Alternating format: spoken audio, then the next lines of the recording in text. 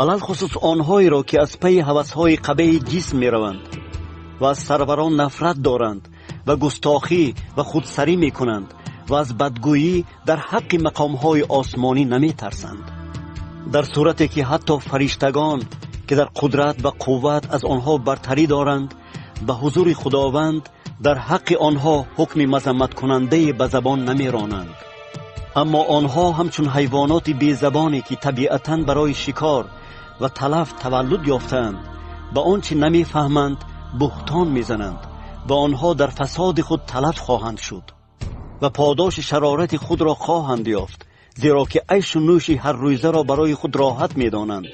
آنها که بی حیا و قباحتکار هستند از حقه‌بازی‌های خود لذت می‌برند هنگامی که با شما عیش و عشرت می‌کنند.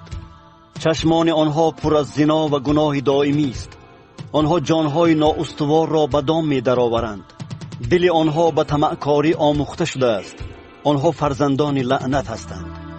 آنها راه راست را ترک کرده گمراه شدند و از پی بلعام ابن بعور رفتند که وی مزد ناحق را دوست می داشت، اما در شرارت خود مذمت کرده شد. مادخری بی زبان با آواز آدمی سخن رانده دیوانگی نبی را باز داشت.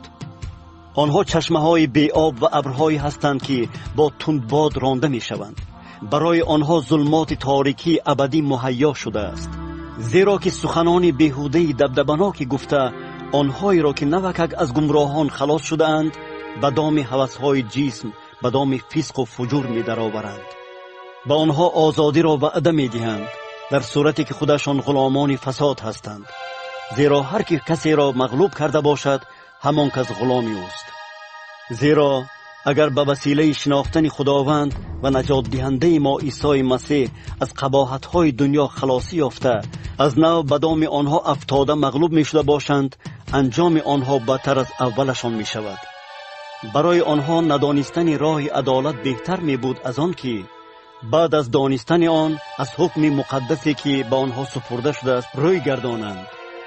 به آنها همان چیزی روی داده است که در این ضرب المثل درست گفته می شود: سگ به قیع خود برگشت و خوک بعد از شستشوی رفت که در لای غیل زند.